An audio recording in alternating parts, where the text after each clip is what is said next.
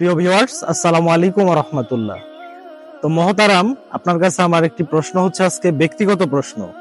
যেহেতু চলতি মাসের 1 তারিখে আমার ভাতিজি হয়েছে, আলহামদুলিল্লাহ আমার বড় ভাই কন্যা সন্তানের বাবা হয়েছেন দ্বিতীয়বারের মতো। তো দেখা যায় নবজাতকের কাছে আপনার গরুর হাড্ডি, তারপর গড়ের কোনা বা কর্নারে আপনার কাটা দেওয়া হয় বিভিন্ন, আসলে শিশুকে সেভ করার জন্য। তো নবজাতককে সেভ করার মালিক তো আসলে এগুলা না। তো এই বিষয়ে ইসলাম কি বলে? আলহামদুলিল্লাহি রাব্বিল আলামিন, আসসালাতু ওয়াসসালামু আলা রাসূলিন নবিয়িল কারীম। প্রথমে আমি সকলের কাছে দোয়া চাচ্ছি, এই নবজাতক শিশুটাকে যেন আল্লাহ রাব্বুল আলামিন মা খাদিজার মতন আদর্শ একজন কন্যা দান করেন এবং পাশাপাশি জীবনটা যেন সুন্দর হয়। আল্লাহ পাক যেন অসংখ্য বিপদ আপদ থেকে হেফাজত করে।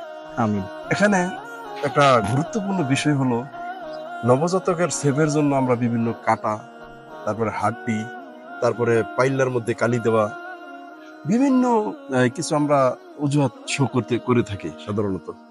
আসলে ইসলাম এগুলি আসলে ওই সমস্ত মানুষ এগুলো করতে পারে যে সমস্ত মানুষ আল্লাহর প্রতি বিশ্বাস ওইরকম থাকে না। তারা চিন্তা করে যে একটা হাড্ডি এই সন্তানকে বাঁচাবে, একটু কালি এই সন্তানকে বাঁচাবে, এই সামান্য একটু কাটা এই সন্তানকে বাঁচাবে, একটু আগুন এই সন্তানকে বাঁচাবে। ওয়াল্লাহি আল্লাহর কসম, যার হৃদয়ের ভিতরে, দিলের ভিতরে এর বিন্দু মাত্র সরিষা দানা পরিমাণ এরকম কোন আশা থাকে, আকাঙ্ক্ষা থাকে যেগুলি সেভ করবে, ওই মানুষটার মুসলমান থাকতে পারে না, সাথে সাথে মুশরিক হয়ে যাবে। তবে খাইরিহি ওয়া শাররিহি মিনাল্লাহি তাআলা, আমরা জানি ভালো এবং মন্দ একেবারে কন্ট্রোল করেন তিনি হচ্ছেন আমার আল্লাহ। কোনো মানুষ যদি আল্লাহর প্রতি একনিষ্ঠ ভাবে আল্লাহকে বিশ্বাস করে, আল্লাহকে ভালোবাসে এবং আল্লাহর প্রতি ভক্তি তার থাকে, তখন ওই মানুষটার বিপদে আপদে সর্বদা অবস্থায় তাকে সাহায্য করাটা আল্লাহ রাব্বুল আলামিনের পক্ষে ওয়াজিব হয়ে যায়। সুবহানাল্লাহ। এই জন্য আসলে আমরা আল্লাহকে যখন ভুলে যাই, শয়তানকে যখন ধরি, এই জন্য আল্লাহ পাক কোরআন কারীমের মধ্যে বলেছেন, যখন যারা দুনিয়া চায় আমি আল্লাহ পাক দুনিয়া থেকে কিছু দিয়ে দিই। এই জন্য দেখা যায় যে এই আগুন দিল আর শয়তান আসলো না, এরকম হয় অনেক ক্ষেত্রে। ওইটা আল্লাহ দুনিয়া দিয়ে দেয় তাদেরকে, যেহেতু দুনিয়ার কাছে চাচ্ছে।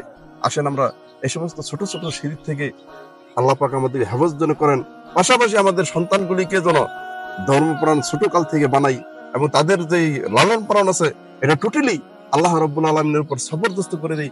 আল্লাহ রাব্বুল আলামিন আমাদের সকলকে ছোট বড় সকল শিরিক থেকে হেফাজত করুক, আমিন।